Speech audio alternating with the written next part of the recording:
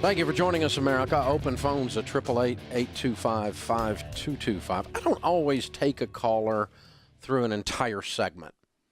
But, you know, what I was walking through with Marcel there was something you need to understand, because I think it addresses, everyone needs to know that you gotta read to get better. You gotta set a goal into the distance and break the goal down into manageable parts that you take a step through as you climb the ladder to get to the top of the house. It's one step at a time. You don't get to skip a step, and you walk through steps to get to where you're going. If you want to lose weight, if you want a great marriage, there are elements to that, and you need to define that, what it looks like, very, very clearly. And then read about and study people and find other people who are doing better than you at whatever it is you want to do. And in his case, we were talking about his income. And see, that is the problem with the broken argument, why I won't engage the broken argument of we need to increase the minimum wage. Because the minimum wage hasn't got anything to do with anything. It doesn't. Less than 0.1% Listen to that. 0.1% of Americans try to feed their family on the minimum wage. It applies to part-time work, to teenagers, and to a few other things here and there. But 0.1, that means 99.9% of Americans don't live on the minimum wage. Now, he wasn't far above that at $13.50, was he? $13.50 an hour, that's not actually robbing the bank right there, dude. I mean, that's rough. It's tough to pay bills on that money. But he was working 40 hours. He's raising 2 boys by himself. That's a good man right there. But the thing I don't want him to get caught up in is that this political debate indicates is that you're stuck there. You're never stuck. The only place you get stuck is between your ears. You know, I was working for a company one time, and they said, we're going to move you to a different project and let you do 150% more work for 70% of the money. In other words, gave me a promotion that gave me more work to do for less money. And I was supposed to be thrilled about that somehow. And I was in my 20s. And I said, guys, I'll stay here. I would rather not take that position. Thank you for offering it. It's not palatable to me. I don't want to do that. And people say, well, that company was screwing you. No, they made me a bad offer. And then they came back and said, well, you know, Dave, really, this is your only option. We're not going to leave you in this position. We need you to take that other project. And I said, then pay me. Well, we don't have that budgeted for that. And I said, well, why would you ask anyone to take more work for less money and expect them to be excited about it? Well, you know, this is what corporate says to do, and this is what we're doing. And so, you know, now I got an option at that point. I can either take that job or they're going to fire me. You know what? I discovered there was a third option. I could quit. Because I really don't want to go do more work for less money after I've earned my keep. And on top of that, I don't want to work with people that are this stupid. If this is what they're asking me to do and looking you straight in the face. And so I could sit there and go, this company's screwing me. Well, they didn't screw me. I quit. You know whose fault? If they had screwed me, you know whose fault it would have been? Mine. Because I was dumb enough to stay there. So all these people griping about Walmart doesn't pay and McDonald's doesn't pay. Hey, you know, if you don't like the pay, here's an idea. Leave. Make like a tree. Leave. Be gone. Isn't that an interesting thing? Well, you're not stuck, baby. It's America. You can cut grass, walk dogs. You're not stuck. You can babysit. Babysitters in America. Babysitting kids, teenage girls, make $15 to $20 an hour. That's if you can get one.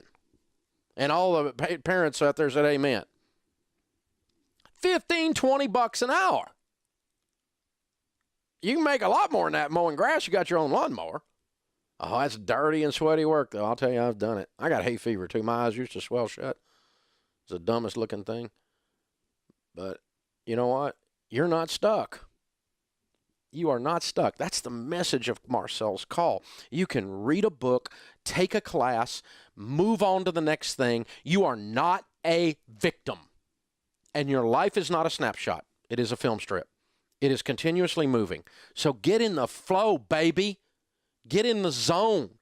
There is stuff you can do. And you know, the problem is we keep telling people they can't. And you know what? Some of them believe you. You keep telling people they can't long enough, you know what they do? They can't. Zig Ziglar used to say, my buddy used to say, he said, if you think you can or you think you can't, you're right. You tell people long enough you can't make it, the economy is fixed. The structural flaws of the economy, that's a favorite liberal phrase right there. I like that phrase. The structural flaws of the economy. Translation, the little man can't get ahead. We're stuck. We need communism. The structural flaws of the economy, you don't have control of. Horatio Alger's dead. You don't have control of your future. Well, you're going to have trouble convincing me of that. Because, see, I started with nothing, became a millionaire by the time I was 26. I was so stupid I lost it all, and I started again, and now I'm a multimillionaire. And I'm so dumb I had to do it twice. I'm the little man that got ahead twice. And I'm not genius, and I'm not pretty enough for television. That's why I'm on radio. God help you people that watch me online. We're sorry. It's like watching ugly paint dry. We know. But you're stuck with it. And you know, it is what it is, y'all. You know, hard work, tell the truth, find somebody needs some help and help them. You're not stuck. You're not a victim. You can read books, find someone to mentor and disciple you. You can set some goals, take the incremental steps to get there, and in 10 years double, triple, or quadruple your income, and do it in a field that you love. You are not stuck, and don't you let liberals tell you you're stuck. You're not stuck. This is the greatest country the world has ever known.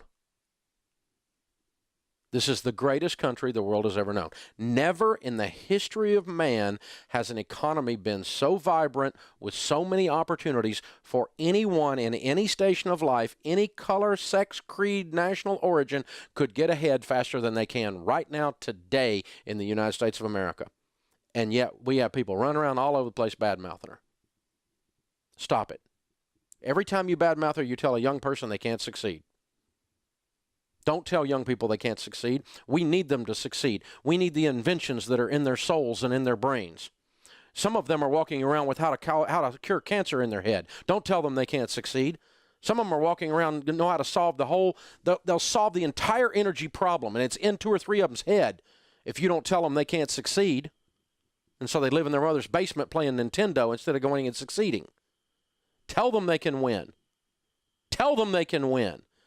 And believe they can win when you're telling them that. See, that's what Marcel's call was about. Because Marcel's a 24-year-old guy. Wife left him with 2 little kids. He's making $13.50 an hour. But that's not Marcel's destiny. It's not his destiny. He made a phone call to a weird radio station, weird radio show. I just sent that guy like 25 books just now. He reads every one of those books.